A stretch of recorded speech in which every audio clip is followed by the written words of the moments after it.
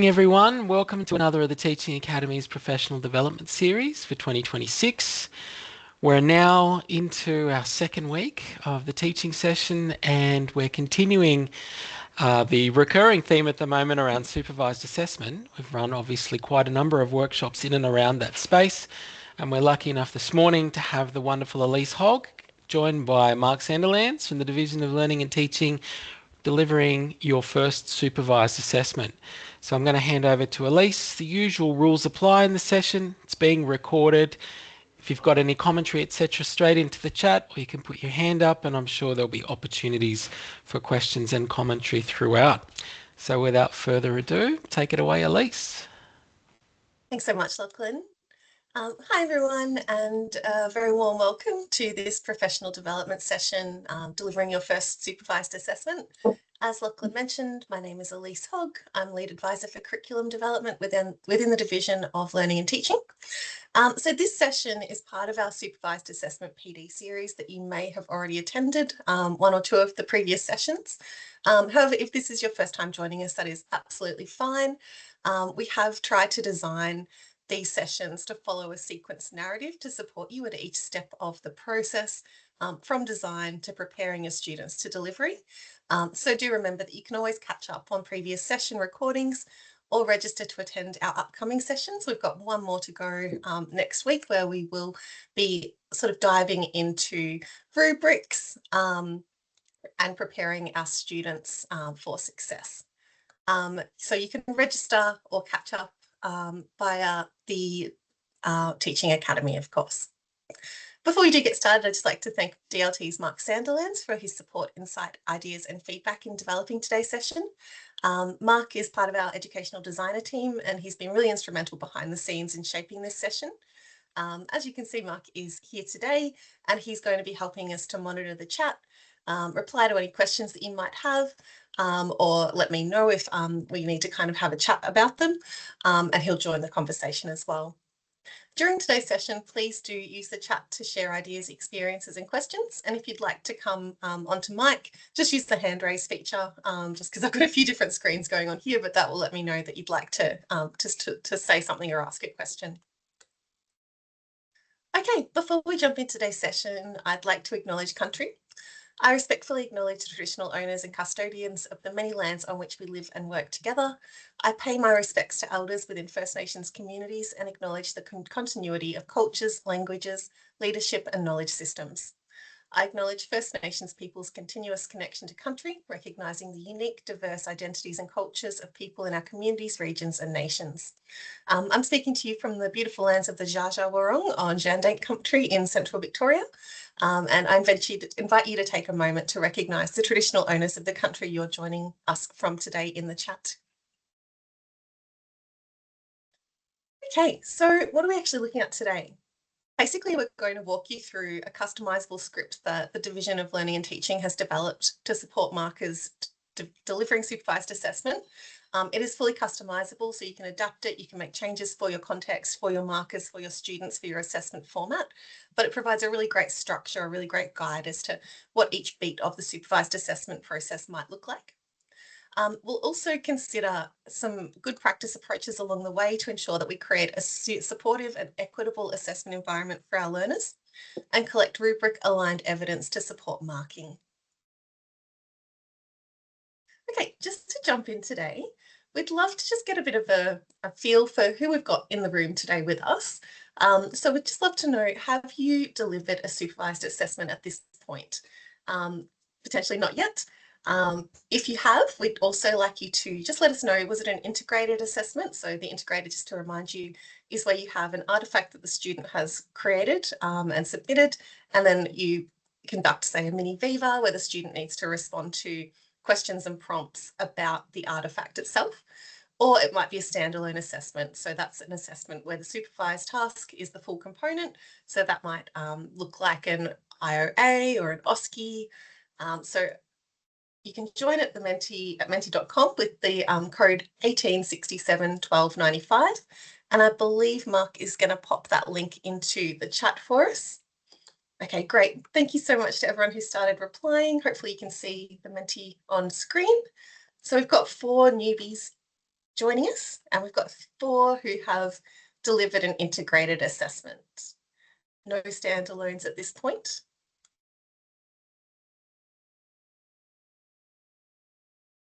Let's give it a couple more moments. I think it's great that we've got that kind of breakdown as well, because hopefully for those of you who have delivered an integrated assessment, you'll be able to potentially share a little bit about your experiences, about what you found to work well, any challenges that you might have encountered and how you navigated those. And that will be really, really useful for those colleagues in the room who haven't yet delivered a supervised assessment. Great, so it's looking like a real 50-50 split, so that's actually really interesting. Okay, fantastic.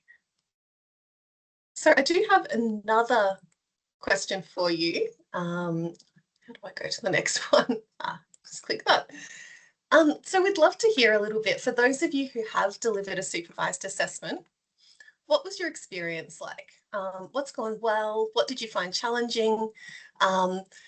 If you haven't delivered a supervised assessment yet, do feel free to share what you're wondering about, what you're hoping to get out of today, any sort of concerns, anxieties, questions that you might have, or if there's something you're really looking forward to, we'd love to hear that as well.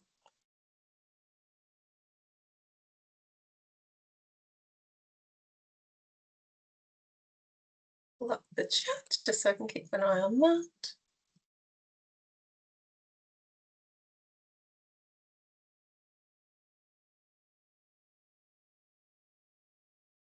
Can everyone access that second Menti? Is that appearing for you in your browsers? Okay, great.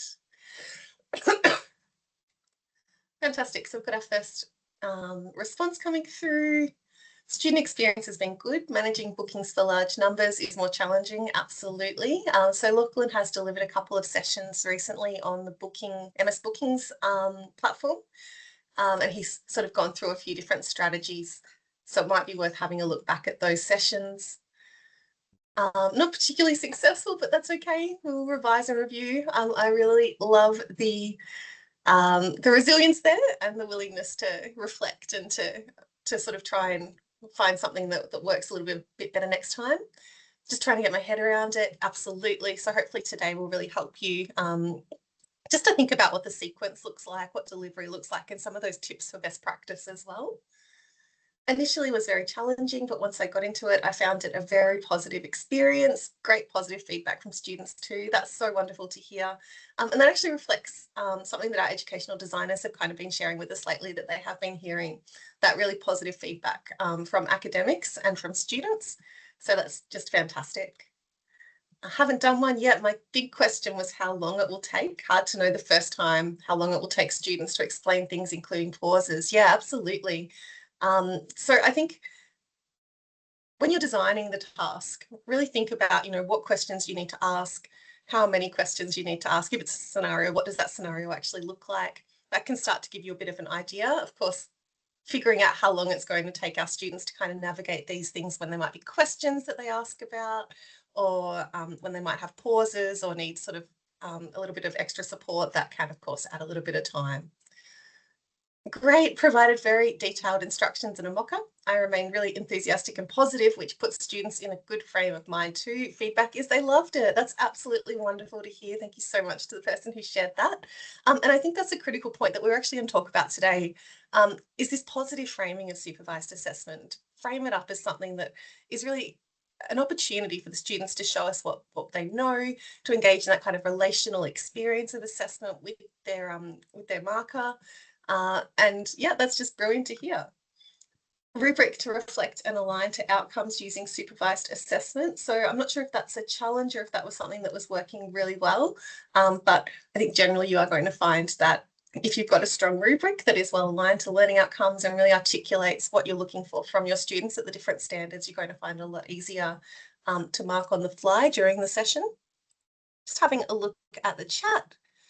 Lachlan says, great point about timing and duration. Another good reason for the buffer on your booking slots. Absolutely. So we will talk a little bit about making sure that you do have time on each side of the assessment for those moments.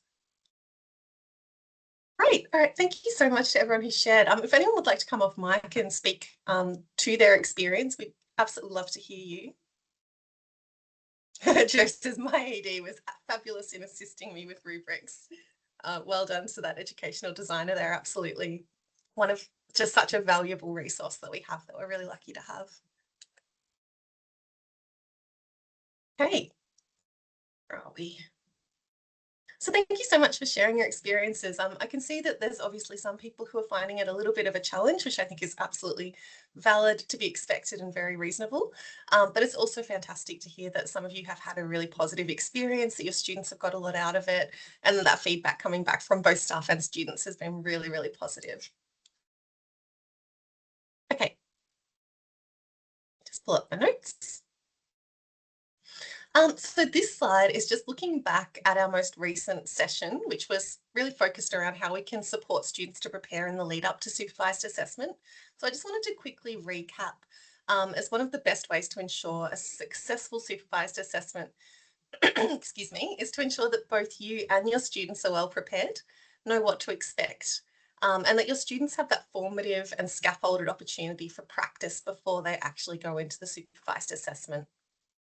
So it's really critical to communicate expectations around the format, duration, logistics, and technology early in the session. And I mean that is in the session of teaching rather than the session of the supervised assessment. So this is something we really need to be thinking about during our teaching time. We can't wait until we get to the supervised assessment to kind of, the week before sort of start communicating and explaining what our students should be expecting. This will really help to ensure that your students arrive ready to demonstrate their learning rather than worrying about the process itself and how it might unfold on the day. There's also a myriad of ways that academic teaching staff can support students to prepare for the substance of supervised assessment. So providing dedicated opportunities to practice thinking and reasoning aloud, facilitating low stakes practice sessions to familiarise students with the format and thinking aloud, sharing response frameworks and offering optional technology checks. All of these approaches and strategies can help our students to feel prepared and set them up for success during the assessment itself. And a great tip that I've been hearing, as I mentioned before, from our educational designer team is really taking that time to normalise supervised assessment as something for students to look forward to, as an opportunity for students to show what they know. So I've heard educational designers kind of sort of position it as, it's your chance to show off to your marker, to really demonstrate that depth of knowledge, that depth of professional reasoning and judgment that you've developed. If you'd like to dive a little more deeply into how you can support your students to prepare, the link is here to the slide deck PDF, or you can access the resources and recording via the Teaching Academy. Okay, so let's change the frame a little bit. It's the day of the supervised assessment and you're waiting for your first student to enter the room, whether that might be online or in person. Remember that a positive supervised assessment experience where our students can perform to the best of their abilities depends not only on the questions that we're asking or the scenarios that we might have designed, or we can design the best assessment in the world, even making sure that our students are incredibly prepared. But on the day, the environment is also really critical. And we have a lot of influence and impact over what the environment actually looks like for the student. So the goal here is to really bring out the best of a student's knowledge, reasoning and ability to explain their work. I think that's particularly critical as we've been talking, as the mentees show, that a lot of us are working with integrated assessments at this point. So that ability to kind of reason around the artifact or work that they've created is critical. When our student arrives, again, this is interesting because I think it's really just about being warm, being human, having that relational pedagogy really at the forefront. So greeting our students warmly, introducing ourselves and giving them a moment to settle in before we get started. Outlining the format, timing and how the assessment will run. You've already done this in class, of course, because you will be scaffolding and preparing your students, but it's always good to provide that quick reminder just to get everyone on the same page and give your student the opportunity to ask any questions or seek any clarification that they might be looking for. In advance of the day, we really want to make sure that it's normalised that students can make pauses, they can make requests for clarification, they might have imperfect phrasing. We want to make sure that this is all established in advance of the supervised assessment so that the students come in and they know exactly, what is acceptable and what might not be. A calm and conversational tone throughout the interaction is really important and will help make your student feel comfortable and hopefully make yourself feel comfortable too. And trying to signal that openness through our body language and facial expressions. And if we try and implement these, we can really help our students by creating that supportive and equitable assessment environment that's reducing unnecessary barriers, setting clear expectations for our learners, enabling them to demonstrate their capability, and fostering that critical relationality, belonging, and connection piece. Okay, so how can you ensure that your own environment is well set up to ensure a smooth and effective session for both you and the student? I absolutely love this little visual. So this was created by, again, one of our wonderful educational designers, Nicole Mitchell, who's been generous enough to allow me to share this with you today. So if you just have a look at this little annotated sort of graphic, you can see how Nicole has set up her desk to really ensure that she's well prepared and that she's got everything that she needs in order to deliver the supervised assessment. So you can see here she's got her backup list of prompts. So if she needs to ask a follow-up question, or if she is unsure about, what the next question might be, or what this needs to refer back to the scenario if it's an IOA, she's got that nice and handy. She's got her team set up on one screen and the rubric on another. She's got her post-it reminder to record and start the timer, which I think is a really important part of the picture. Her well-centered camera with a blurred background. She's got an additional LAN cable for a stable connection. Not all of us will necessarily be able to do this, but if it is available to you, it might be a good idea to think about. She's got a list with all of her student details that she's printed out. Water, I think, is absolutely critical. As someone doing PD, I'm always after my water. She's got her schedule, and she's got lots of space as well to allow for note-taking outside of the rubric, to allow her to collect evidence and provide students with feedback after the session. So just love to hear, for those of you who have already delivered a supervised assessment, what did your own environment look like? What sort of tips might you offer those who are here today to support them in setting up their environment when they sort of dive into their first supervised assessment? Feel free to just pop them in the chat. Joe, coffee and chocolate, absolutely. Coffee is critical. Yeah, thanks, Lachlan. That's a great point. The preamble does begin before the recording and the assessed element begins. So again, just really welcoming the student in, making them feel comfortable, getting settled before we jump in. Joe followed this setup to a T. That's so wonderful to hear that you were able to make use of that resource that Nicole has created. Did you find that effective? Did it sort of work out really well in the day? Was there anything that you might add or? No, I found it really, really effective. And having that rubric there was really useful as well. And I put in the chat also, I scheduled a 30-minute break. I have small cohorts, so like 40, 50, 60. So I was able to spread it out. But I gave myself a 30-minute break between each one. The rubric was there. So when the student left, I could mark up the rubric straight away. And I found that Fantastic. really useful. While it was fresh in my mind, it wasn't making the marking cumbersome. I delivered supervised assessments in 2 of my subjects last session, and I am doing it in 2 subjects this session. I didn't find that it took any more time than usual marking time, as long as I was really organised and I made sure that as soon as that student exited, I marked up the marking rubric. Fantastic. Such a great approach. And I think having that 30-minute break just to allow you to catch your breath, do a bit of reflection, mark up that rubric, make any notes that you might need to sort of clarify or refine after the session. Just again, it will help with that cognitive load as well and with fatigue. So yeah, that's a great approach, Joe. Thanks so much for sharing. And I'm really glad to hear that worked so well for you. Lachlan.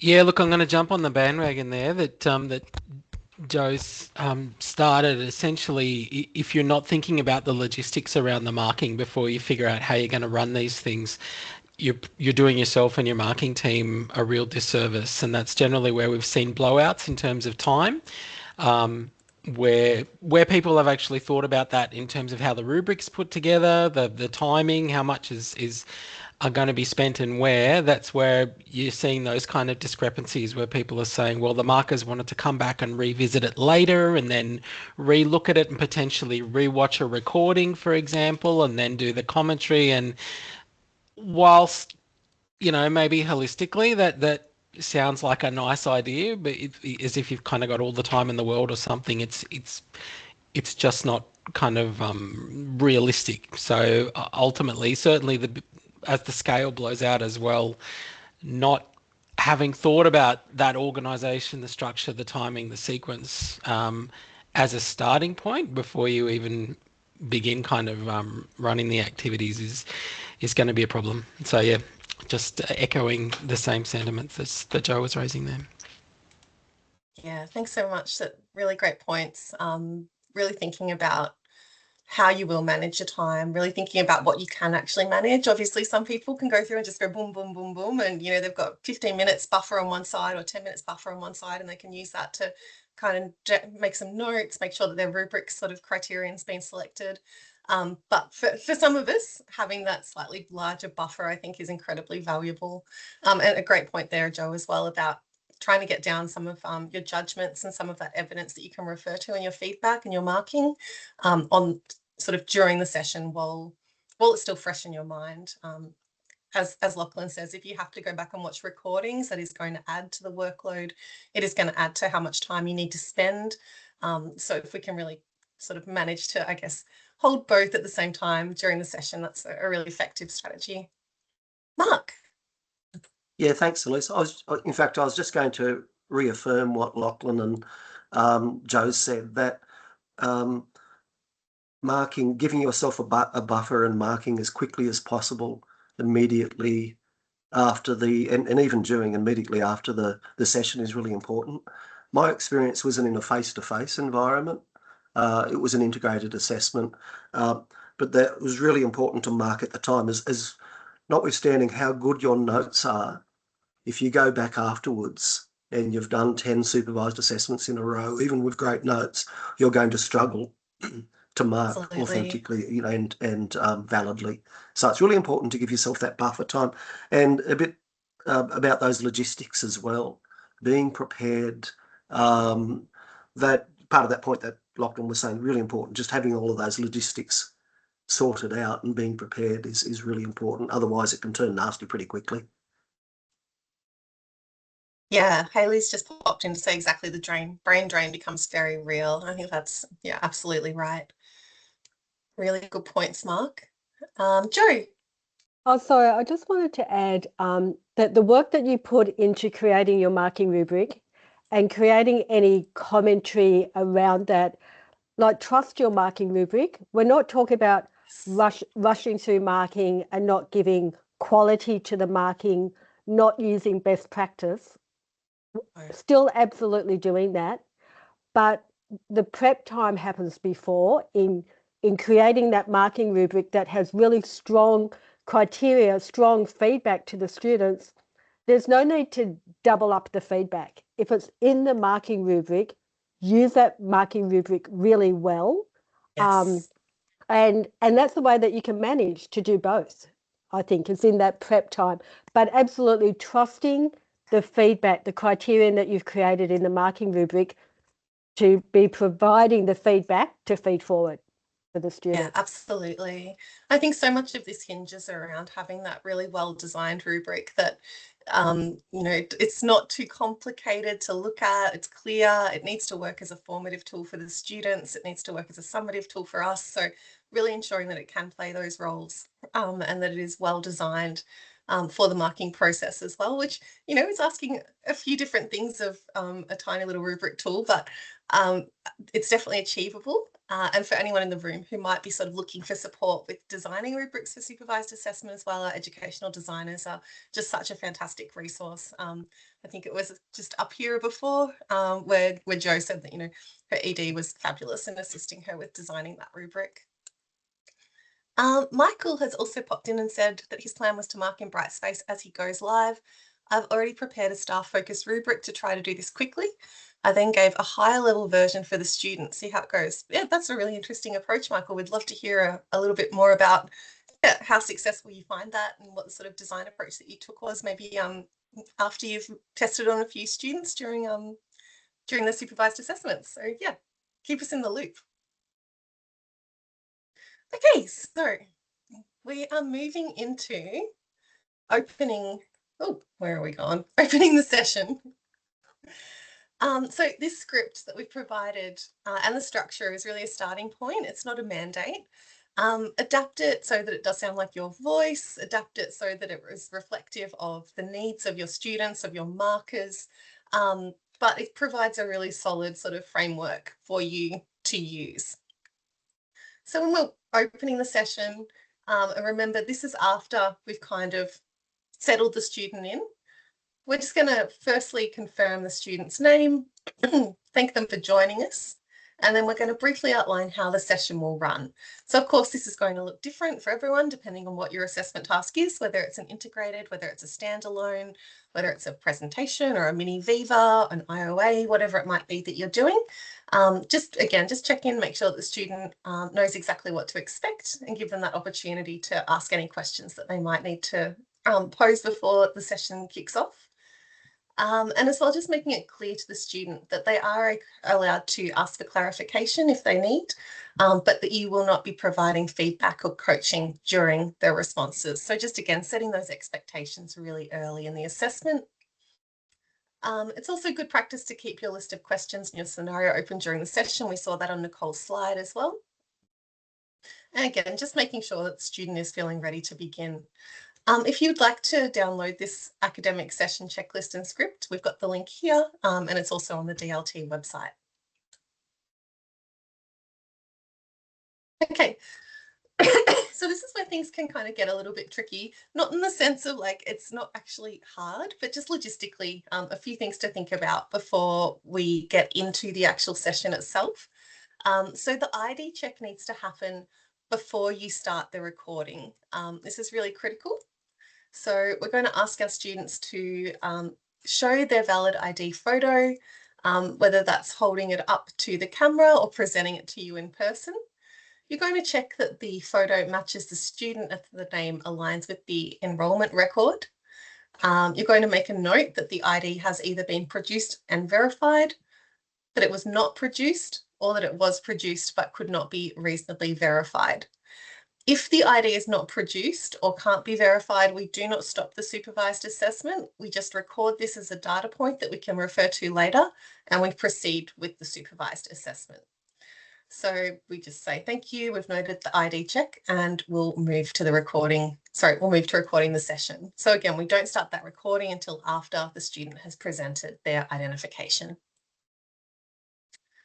So just a few little logistics here around verifying student identity. ID checking only applies to one-on-one supervised assessment. So if you are delivering a group assessment, a written exam, or a non-supervised task, you do not need to verify the student's identity. Before the assessment, make sure that you do inform the students that valid ID will be requested. And you might like to let them know the types of ID that they can bring along. So basically the types of ID that we'll accept are student ID cards, driver's license, passport, or other government issued photo ID. Sorry. Okay. If again, the ID can't be verified, we just make that data point, note that data point down and move on. We don't need to record ID numbers or any other information when we're verifying the identification, simply that the verification has taken place and that we are confirming that the student is who is on the identification document. We don't need to scan, photocopy or screenshot the ID, so we don't need to create any kind of record. We don't need to retain any images. We are not denying participation in the supervised assessment solely due to non-production as well. Again, just make that data point, and that is something that can be considered at a later point. And we don't need to collect any more information than necessary. So it really is just that visual verification of the ID, and then we can move on into the supervised assessment. We don't retain any identity information beyond institutional requirements. and any documentation should record only that the ID was requested and whether it was produced or verified. So the thinking that underpins this approach is that it's been designed to really support academic integrity, again, by verifying the student's identity. It also aligns with privacy minimisation principles under New South Wales law, ensures procedural fairness, and ensures that our identification information that we gather from our students is used only for verification processes and is not retained beyond institutional requirements. I'm just pulling up the chat again just so that I can check to see if there's anything else that might be. Yep, Michael, why not record the ID check? Lachlan, you're spot on there that there are privacy implications with capturing that in the recording. So we just, we need to avoid that, absolutely. Just before we move on from ID verification, does anyone have any questions or anything that, is on your mind regarding verification of student identity? Nope. Fantastic. I think that's a pretty straightforward and useful little resource there as well. So you might like to share that with your marking teams just so that they've got the process listed out. And that is also available on the DLT website. So I might add the link to that one. Maybe it's in there. I'll add the link to that before we send out the deck as well to make that nice and easy to access. Was that for the script, Elise? That's for the ID verification. Oh, right. I know that there was the checklist kind of link on a slide, a couple of slides beforehand, but yeah. Yeah. So that's for the script, but I've somehow forgotten to pop in the ID verification link, but I'll get that in there for everyone as well. They are separate documents. Okay. So now we have reached the stage where we can actually begin the recording and start the supervised assessment. So after we've ID verified the student, we're going to let them know that the recording is going to commence. There's nothing more awkward than when you're in a session and suddenly this meeting is being recorded just pops and you didn't know whether to expect it or not. So again, just walking the student through each step of the supervised assessment. You can confirm the recording, obviously, that the indicator is active. If you do forget to record the assessment, please don't interrupt the student during their response. Don't restart the assessment. It's not the end of the world. Just start the recording as soon as you can and proceed with the supervised assessment task. Okay, before you actually jump into the conversation, do give the students an opportunity to ask any questions about, again, the process, the logistics, or what to expect during the assessment. Make sure that you respond only to procedural questions. If the student's trying to sort of gather information that might give them an advantage against their peers, obviously we can't provide that kind of information. But if they're sort of seeking information about, can I ask a question? If I don't understand something, can I check with you to get clarification? All of that should be fine, obviously within the confines and construct of the assessment design that you actually have. Again, it's a great opportunity to reassure the student that the session is a structured conversation about their learning and to really frame it up as, this is your opportunity to show us what you know and to really demonstrate the learning that you've been engaged in over the past, however long they might have been studying. And again, we're just encouraging the students, if they have questions, if they're unsure about the instructions or the process, it's absolutely fine to ask. Just pulling up the chat again. Thank you so much, Mark, for sharing that ID verification for everyone in the room. That's fantastic. Okay, we've got a commencement prompt here. Of course, you can absolutely adapt this. So the commencement prompt that we've got here is, we'll now begin. Here's your first question. That might work well for a mini Viva. If it's an interactive oral assessment, you're going to be working with a scenario. So you're probably going to be talking the student through what the scenario that they're going to be engaging with, that they can expect to engage with. Just some tips for during the assessment, making sure that there is appropriate response time for the student. So again, that comes into the design phase. We're really thinking about designing the questions, designing the scenario, designing any follow-up questions that we might have, and designing how much time we're going to set aside for the task itself. If a student needs clarification about questioning or wording or anything like that, you can absolutely respond to that. Absolutely critical, and I think Joe's done a really great job of kind of articulating this, is that we're monitoring performance against marking criteria and standards. So we want to avoid, ghost standards, ghost criterion, anything that isn't on the rubric should not be assessed. So again, really making sure that we're aligning our marking to that criteria and to those standards is absolutely critical. Keeping track of time to ensure the session stays on schedule can be really helpful. I think you could potentially like share a timer with the student, but that might also put a bit of pressure on them. So again, have a think about what might work best for your students. You can just give them sort of a verbal indicator, perhaps when you've got 5 minutes to go or a couple of minutes left, but you'll know what works best for you. As far as good practice goes, sometimes it might be nice to ease your students in with a softer warm-up question. Again, it might depend on the level of the student, the level of the subject, and the assessment design. Where you are transitioning between potentially like theoretical and application questions, you might like to announce to the student that you are transitioning from those different approaches. Allowing your students time to think and avoid rushing them.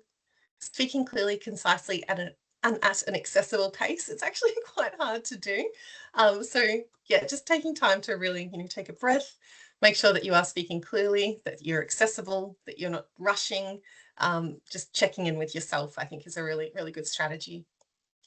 Maintaining that consistent and equivalent approach to ensure that our fair and valid assessment conditions are maintained across the assessment. And when we are designing follow-up questions or questions for our students, we touched on this a little bit in the previous session. So there's a taxonomy that you might be interested in having a look at that will help you with designing questions and prompts. But basically, I guess at the more sort of foundational sort of level, really avoid those double-barreled questions. So that's questions where there's two components to the question. So Lachlan, can you tell me where did you buy your tent and why did you select that tent? It's not necessarily unnavigatable for the student, but it's still a lot to hold in your mind. So just asking one question at a time will really give them the opportunity to give the best response. Avoiding closed questions. So closed questions are the ones came with a free stubby holder. Love that. Closed questions are questions that only elicit a yes or a no response. They tend to lead to a bit of a brick wall. So open questions are going to give your students a much better opportunity to really reason through their thinking, to develop and express and demonstrate that evaluative judgment, that professional judgment that we're really looking for. And leading questions are questions that lead the student, whether intentionally or not, most likely unintentionally, towards the right answer, or might let them know that, we're looking for something else. So we try to avoid those questions as well. Prompts are a totally different matter. We want to prompt rather than lead. And again, I'll not spend too much time on this because we did go into it in quite a bit of depth and detail in the last session. But that taxonomy that we took from literature that is actually based around oral assessment is a really, really helpful framework if you are looking for something to support you in designing questions and follow-ups. Okay, I think this is a really critical point just to take a moment to think about. So this is a great little resource that was developed by yet another one of our wonderful educational designers. This was put together by Marianne Moser, and it explores some approaches for dealing with common in-assessment moments. Try to say that fast 3 times. So for example, if a student pauses, how can we respond in a way that helps them to recover rather than adding to the pressure? I'll leave these up for you to have a bit of a look at. And as you do, maybe just take a moment to reflect on whether you've encountered any similar assessment moments. There are a few people in the first Mentee who sort of said, oh, didn't go quite as well as I would have liked. Was that potentially due to any of these assessment moments that the marker struggled to address or handle in the moment? If you were to have your time again, how would you handle those? What are you going to do differently next time? Or are there someone here that you haven't, are there some that you have run into that we have not actually listed on here? Pop your thoughts in the chat or use the hand raise feature to share on mic, because I'm sure this is something that we're all going to encounter during supervised assessment.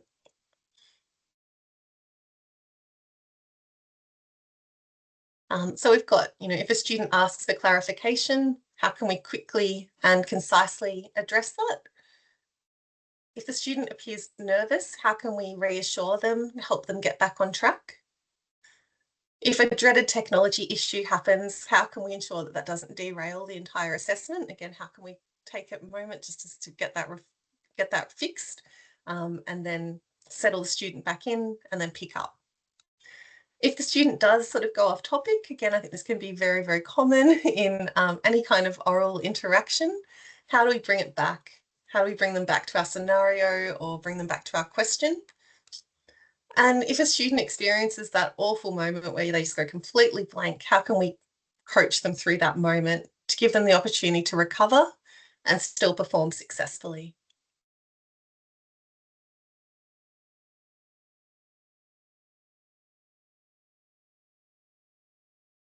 Great. I can see Michael's typing and Joe's typing as well. Thank you both so much.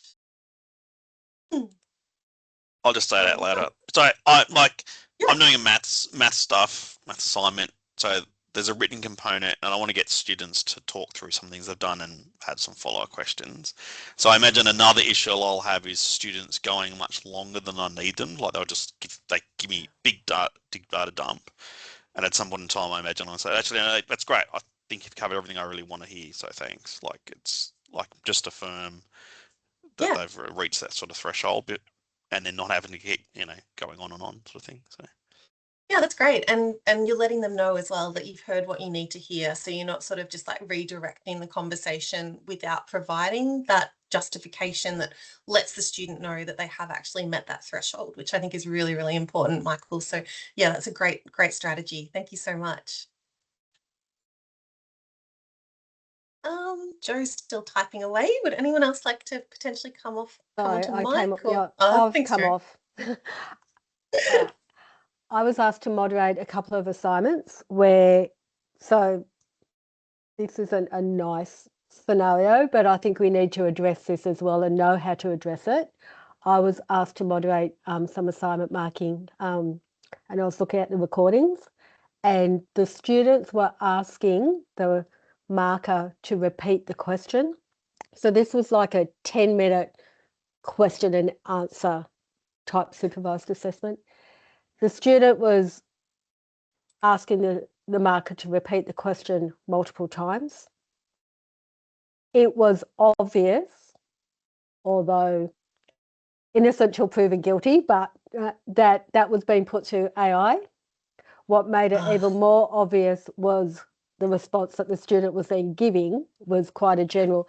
What do we do on the spot? So that's the question. What do we do on the spot, or do we just run with it and then go through the formal procedures? I would run with it and then go through the formal procedures. Absolutely, Joe. Obviously, you've got, I think, pretty well-founded suspicions in the moment, but nothing that we can sort of necessarily prove. So I think, yeah, definitely keeping the assessment going, and then we can deal with that through the appropriate channels after the supervised assessment concludes. Yeah, that's a really great point. Tricky for the assessor to handle in the moment, I imagine, but and yeah. I mean, the marker handled it really well. So and just continued through. But I think while we talk about some of these supporting the students, we need to also know what to do in the moment in supporting our markers. Absolutely, yeah, I completely agree. So yeah, that sounds like your marker handled that really perfectly. Yeah. They kept the assessment going, made a data point, let you guys know about it, and you were able to handle that after the moment. Thanks so much, everyone. All right, so we're going to move into tracking evidence and making judgments during the supervised assessment task. So we've already talked a little bit about rubrics. So I think this is another great opportunity to dive maybe just a little bit more deeply into rubrics. And then we'll also have a look at just a really simple strategy that we can use just to support our markers, to know what to look for as far as evidence and standards of quality goes. So we've got one more Menti here. Again, we are a small group today, so I'm more than happy for you to jump onto mic or post in the chat or use the Menti. Whatever feels right for you is absolutely fine. But yeah, we'd just love to have a bit of a chat about how do you keep track of evidence and your judgment during the supervised assessment?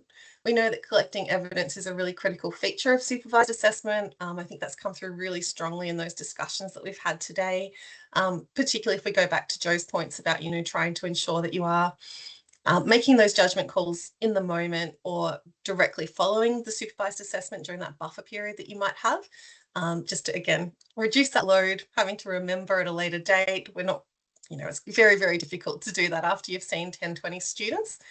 So what are your strategies for ensuring that you've got that evidence that allows you to mark well and also to provide actionable and constructive feedback to the student?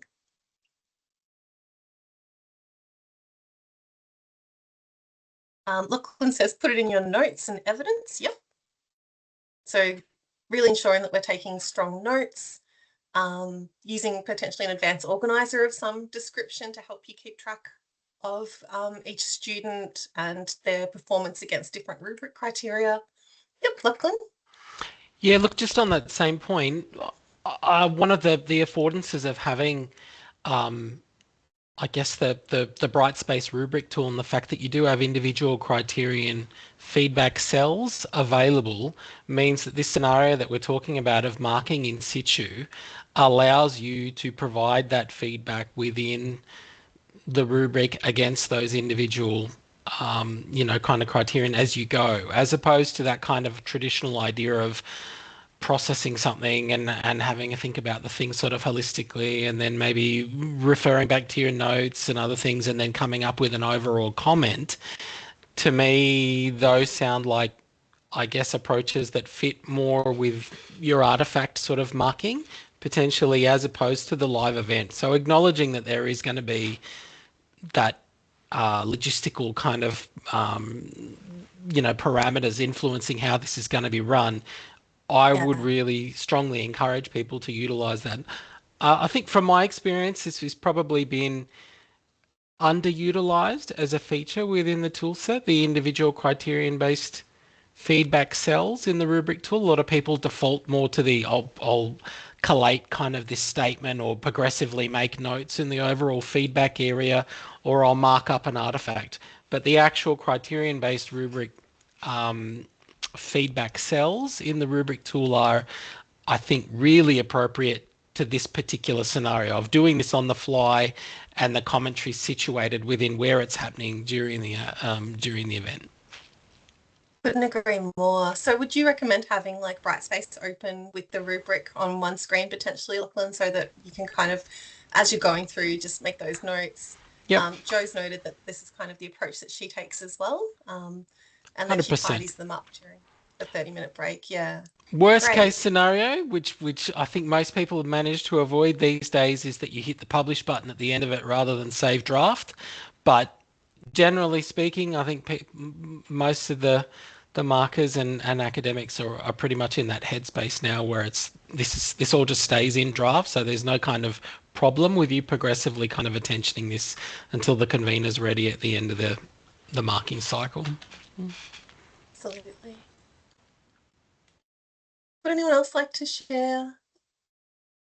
Or even if one about EDs, as this is, I think, definitely an area that you have a lot of experience and expertise in.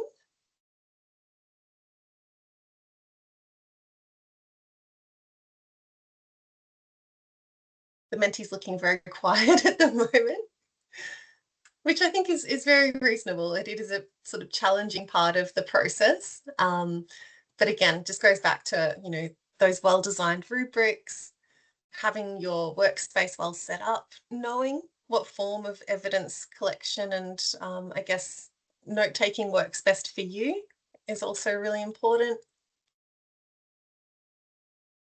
Let's see, we've got a couple of people typing in the chat, so we'll just give them a moment.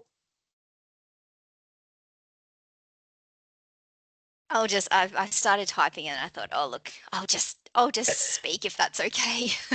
Absolutely. Thanks, Hayley. I was just making the point of I saw on one of the previous slides about active listening during the marking process. And I wanted to point out, so I have marked for a couple of subjects, and it is so important to, I have found, and it's whether it's marking in a supervised assessment or on paper, the same principle still applies with looking to give marks, not take them away. And when you're actively listening, I think it's important to just keep those, the notes, obviously, the notes to remind you, but it's also that concept of piecing together what they're saying in a positive way instead of trying to mentally pull apart what they're saying. So it's a whole thought process when marking, but and my camera's not on, sorry, I've only just noticed That's all right. it's there. Sorry. So yeah, just that concept around building up to marks instead of, there we go, instead of taking them away. That's all I was mentioning. I think that's a really great point. Thanks so much, Hayley.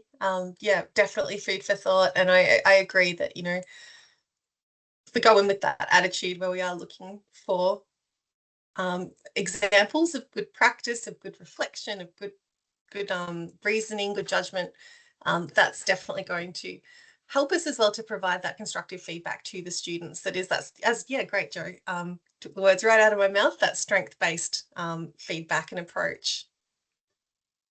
Lachlan has said, in contrast, some nursing subjects increasingly using the audio or video feedback tool in Brightspace for supervised assessment, feedback and evidence. That's fascinating. I would really love to hear a little bit more about that approach. I think that would be, yeah, a really great way to kind of continue that dialogue with the student as well. You know, they can actually see you responding.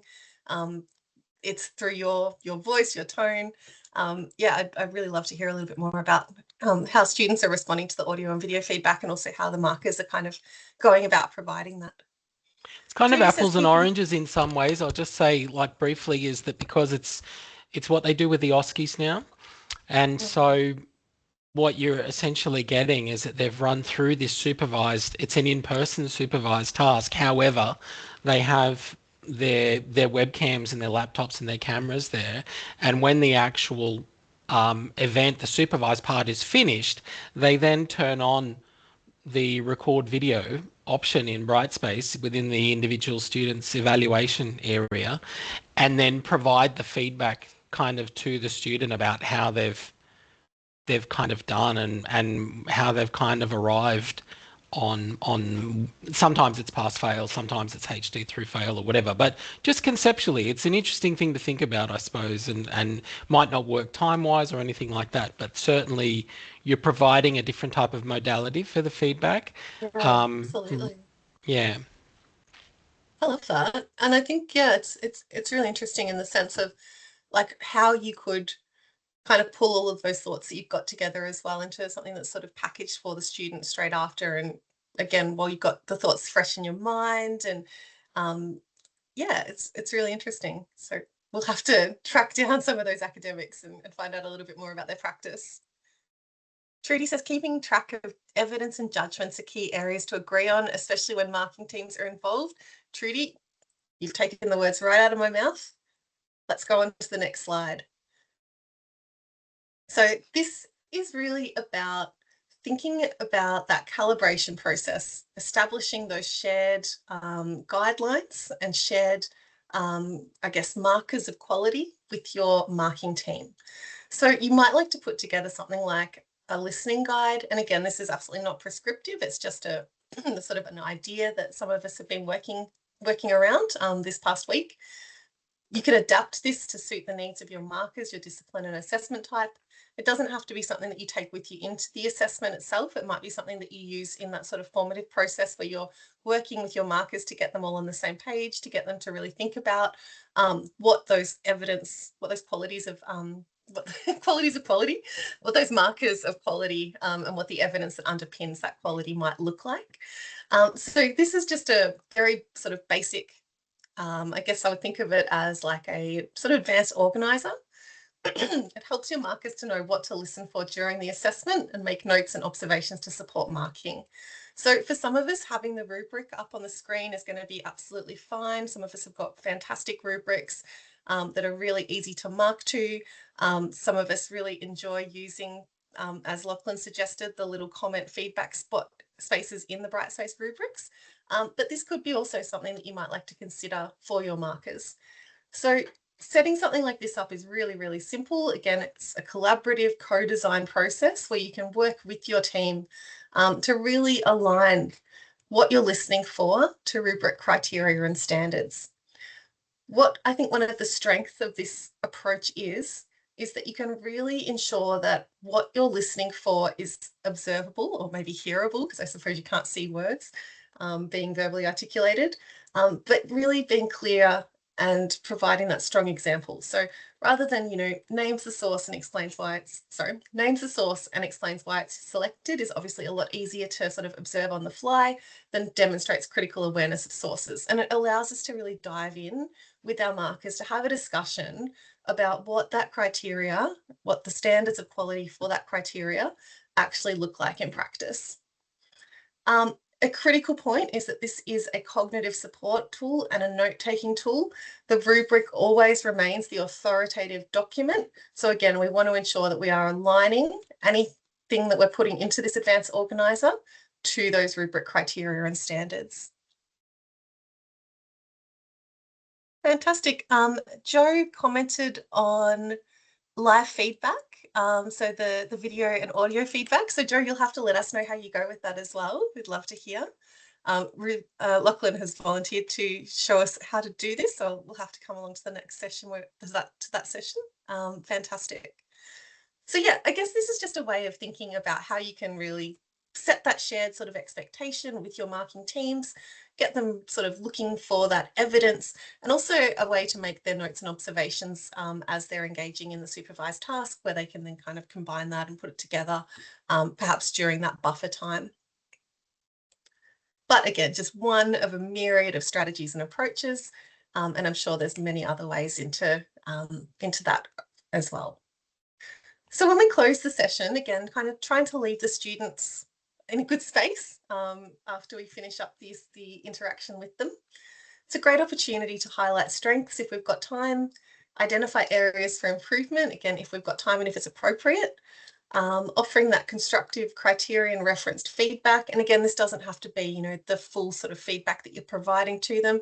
Just one or two little things that they did well can be enough to really put a pep in someone's step and to sort of finish off that supervised assessment on a positive note. Encouraging our students as well to keep trying, to keep growing, to keep developing, and also to reflect on their own experience, to sit back and take the time to really consider, how they performed, what they might like to improve on, where they feel they were performing well, things that they might like to work on, just giving them that sort of prompt, that push to really engage in that reflective practice.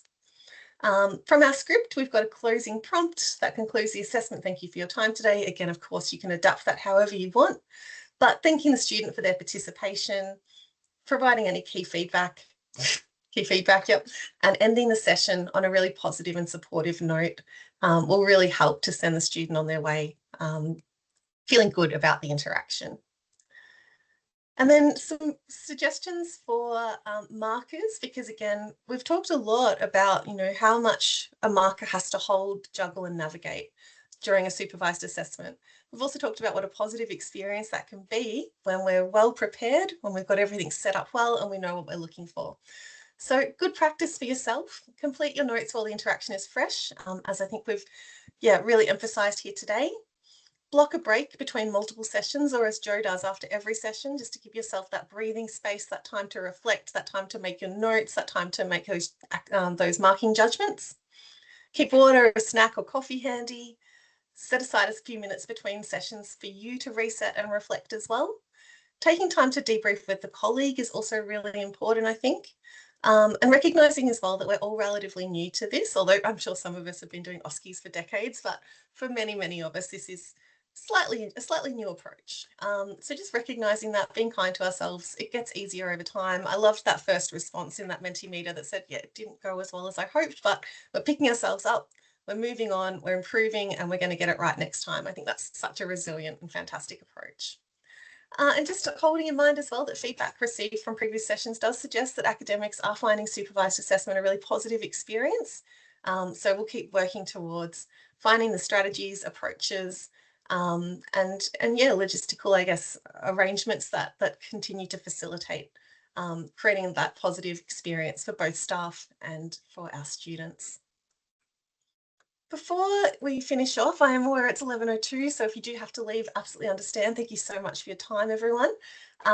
If you would like to get some additional support with any of this, anything we've discussed today or in any of our previous sessions, our educational design team are absolutely wonderful. They are experts in evidence-based teaching practice, and they are well equipped to support our professional learning and academic staff.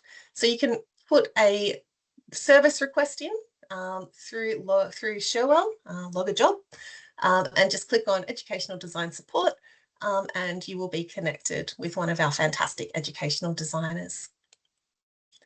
Okay, I'm aware of the time, so if anyone would like to stay around and have a chat about anything, they are more than welcome to do so.